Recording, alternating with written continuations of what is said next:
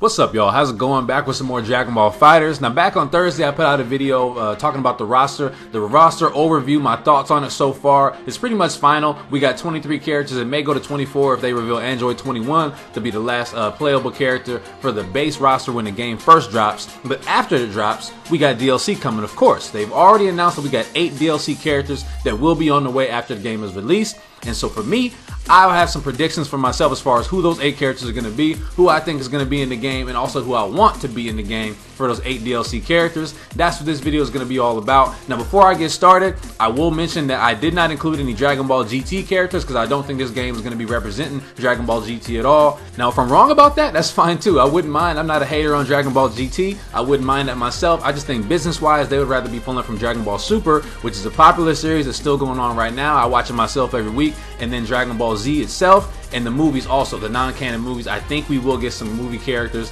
hopefully. So other than that, this list also includes some Dragon Ball Super spoilers, so if you have not seen the show, I'm warning you now, there are some spoilers, alright? Now before we get into my actual 8, I got 2 honorable mentions, and the first one is PIKKON. PIKKON from the Otherworld tournament. When I first seen this dude fighting in that Otherworld tournament, I was amazed. Like, his moveset is just super unique with his Thunder Flash, his Fire Blast, pretty much. It's not really a Kamehameha wave, but it's a huge wave made up of fire, as you see right here in this picture. He's not Namekian like Piccolo is, even though they look really similar. He's not, but he's got the weighted clothing. I think that'd be super cool for his intro. Like to throw that off before he gets started, but unfortunately I don't think he's gonna make it. We'll see. My second honorable mention character though is DABURA, the Demon King, Babidi's henchman. Another one who I think is probably going to be on the outside looking in, but he is a cool character. He's got his sword. He also has the spit stone move where he spits on you, you turn into stone. I can see that being something like a stasis move, similar to how Sub-Zero freezes people and you're stuck there for a few seconds. You can get attacked, get mixed up maybe. I think that'd be awesome, but we'll just have to see if either one of those guys makes it in. We'll see. But as far as my official list, in no particular order, but number 1 is Bardock, the father of Goku. One of the bravest Saiyans in Saiyan history, stood up to Frieza when no one else even thought that it could. He did his best. He ended up dying in the end, but he did his best. Bardock, I think, would be a really cool character to include, especially just the dialogue between him and Goku possibly, and just his moveset. Just the, I think it was called the Final Shot Cannon, whatever that was, where he threw that move at Frieza before Frieza blew up Planet Vegeta. I think that'd be awesome to see. Bardock would just be just a badass, just in your face, I think a rush down character, because he's really just mean and aggressive. He just rushed down in the show, so that'd be awesome. My second character pick is Master Roshi. Master Roshi.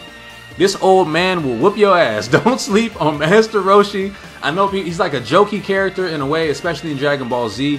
And especially in Dragon Ball Super too, even though he's got some really cool scenes in Dragon Ball Super where he's getting down just like this. He will buff out on you. People forget Master Roshi could throw down. He likes to read his porno and watch, look at his nudie mags and all that, but Master Roshi can throw down, and he's the originator. Well, he's the master of the Kamehameha wave. He taught it to Goku.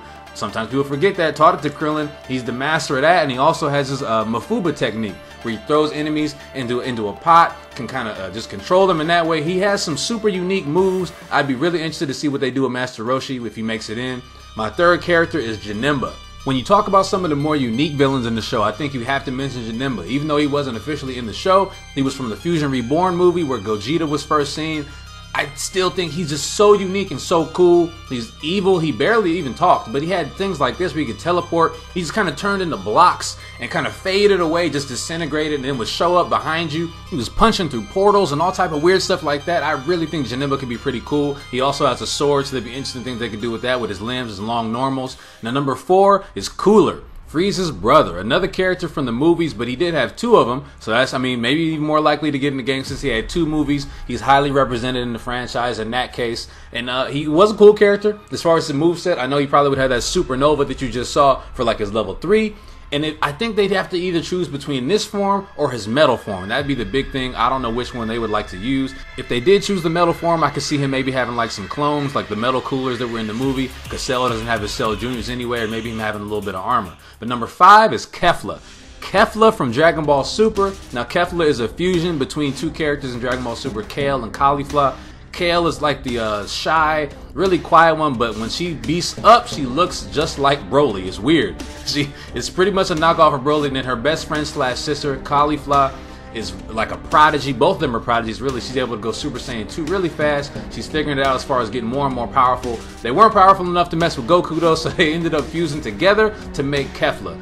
Kefla's really just cocky, but she has some super cool moves. She has these green orbs that she throws around. Also, she has, I think, red ones also. But then she has this big beam, like a rainbow beam that she throws when she's fighting Goku. Super cool. I really think they could use her. Plus, it's another female character. They're kind of lacking in that department in the roster. So in my opinion, I think they should use Kefla, because if you have Kefla, that means that there's no Kale and Caulifla separately, which means you could use this man, the big man, Broly. You can't have Kale and Broly in the game, and I think a lot of people would rather prefer Broly over Kale. Me personally, I don't really mind either way, but I think the majority would rather prefer it this way, so I'm all for it. I'm good with that. As for Broly himself, the monster, I think it's safe to say Broly's like the definition of just carnage and rage in Dragon Ball. It's ridiculous. We had never seen at that point anyone just demolish everyone in the show at the same time. Like, all the heroes just couldn't do anything to him. Now his moveset, I think it'd be like his gigantic meteor blast you see there, like his green orb that he chucks at everybody, and just would definitely be a destructive finish, blowing up the earth. I can see his intro kind of being like his base form, puny, and then he sees Goku or just anybody, yells Kakarot real loud, turns into his beastly form. I think that'd be awesome. We'll have to see if Broly makes it into the game. Now number 7 is Vegito. Vegito is the fusion between Goku and Vegeta. As most of y'all probably know if you're fans of the show and watching this for that purpose. You probably already know that already, but Vegito I think would be awesome in this game. He's definitely popular, one of the more popular characters, even though he's a fusion.